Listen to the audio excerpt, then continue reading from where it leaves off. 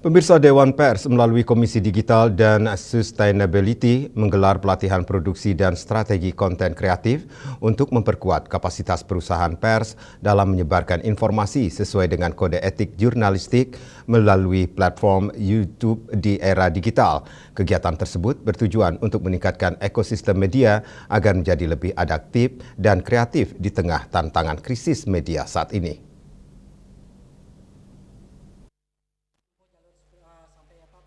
Dalam sambutannya, Ketua Dewan Pers Komarudin Hidayat yang hadir melalui Zoom meeting mengatakan, kegiatan ini merupakan salah satu langkah mempersiapkan insan media, baik jurnalis dan perusahaan pers, dalam menyesuaikan perkembangan zaman untuk menuju peradaban modern berbasis digital.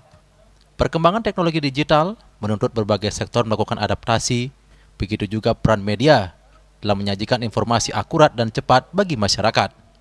3 tantangan besar yang dihadapi media dewasa ini, seperti pendapatan melalui iklan, audiensi yakni perpindahan ketertarikan masyarakat pada portal media digital, dan waktu, bagaimana media menjawab tantangan dalam kecepatan menyajikan berita, harus dihadapi dengan sikap inovasi kreatif, dengan memperhatikan format, mindset atau pola pikir audiens, serta ketersediaan sarana dan prasarana yang menunjang. Selain itu, peran perusahaan pers juga dituntut mengembangkan inovasi kreatif di era digital, khususnya dengan mengutamakan konten-konten berbasis nilai jurnalistik, mengoptimalisasikan konten, dan membangun adanya komunikasi 2 arah dengan masyarakat melalui platform digital media yang dimiliki seperti YouTube.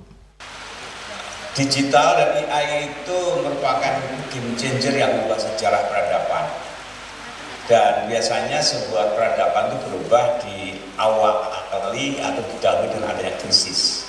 Seperti misalnya ketika Perang Dunia Pertama Kedua, itu betul-betul kita mengalami satu krisis peradaban. Tapi setelah itu muncul perserikatan bangsa-bangsa dan jumlah perang antar negara itu drastis berkurang.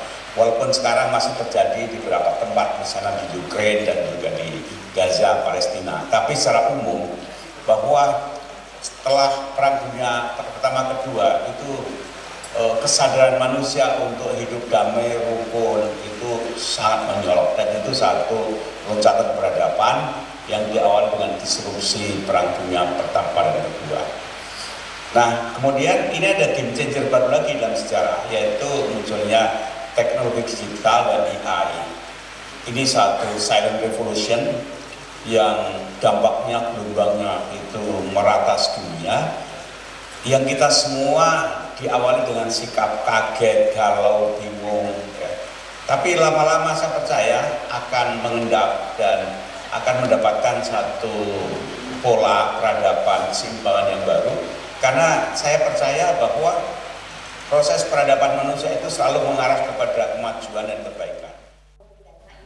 YouTube saat ini menjadi platform dengan berbagai fitur yang menarik miliaran pengguna untuk mencapai informasi dan hiburan. Saat ini, platform YouTube sudah menjadi salah satu bagian penting dari media digital bagi perusahaan pers untuk menyajikan berita-berita sesuai kaidah jurnalistik. Pelatihan yang dilaksanakan secara daring dan luring bertempat di Wantilan Gedung Pers Ketut Nado tersebut menjelaskan secara rinci bagaimana fitur dan strategi konten dan kebijakan yang berlaku di platform YouTube. Selain konten, format video, program acara, dan evaluasi konten menjadi bagian penting dalam mengunggah berita agar menarik minat masyarakat untuk menonton dan berinteraksi langsung, sehingga perusahaan pers dapat menyajikan konten kreatif dan berdaya saing di era digital. Pers sangat bermanfaat untuk masyarakat, terutama sekali karena idealismenya untuk 2 hal. 1, bagaimana informasi berguna untuk publik. Yang kedua, bagaimana memastikan masyarakat mendapatkan informasi yang benar. Ya. Tapi lembaga ini dan pekerjaannya, yaitu para jurnalis, sedang menghadapi tantangan yang besar karena perubahan teknologi. Karena itu Dewan Pers melihat ada enggak yang bisa kita lakukan untuk membantu pers dan perusahaan pers menjalankan fungsinya, mengabdi kepada publik dan memberi informasi yang benar kepada publik. Nah, salah satu metode yang kita lihat adalah pelatihan, reskill, ya, dengan cara sharing ilmu pengetahuan seperti ini. Dan yang kedua, memberi akses ilmu pengetahuan kepada sebanyak mungkin media gitu. akses itu biasanya ada di Jakarta kepada penerbit-penerbit besar, dan saya ingin di Dewan Pers menyebarluaskan informasi ini kepada komunitas media sebanyak mungkin dan seluas mungkin ke seluruh Indonesia. Saya mengikuti acara ini dari awal sampai akhir. Saya perhatikan di Zoom ada lebih 100 dan itu stay sampai selesai. Di sini juga teman-teman antusias mengajukan pertanyaan yang berat-berat, yang strategik, tapi juga yang teknis-teknis, yang sangat teknikal, dan saya merasa bahwa pekerjaan kita adalah bagaimana membuat forum ini sebanyak-banyaknya, se-frequent mungkin, dan semoga teman-teman komunitas pers bisa mendapatkan pengetahuan baru, skill baru untuk beradaptasi dengan dunia yang berubah, sehingga tetap menjalankan fungsinya untuk publik dan memberikan informasi yang berguna. Pelatihan ini juga menghadirkan Rosarita Nikel Widyastuti, anggota Dewan Pers sekaligus Wakil Ketua Komisi Digital and Sustainability, Isabella Wibowo sebagai Strategic Partner Manager dari YouTube, dan Komang Agus Rupawan, yakni pimpinan redaksi Tribun Bali.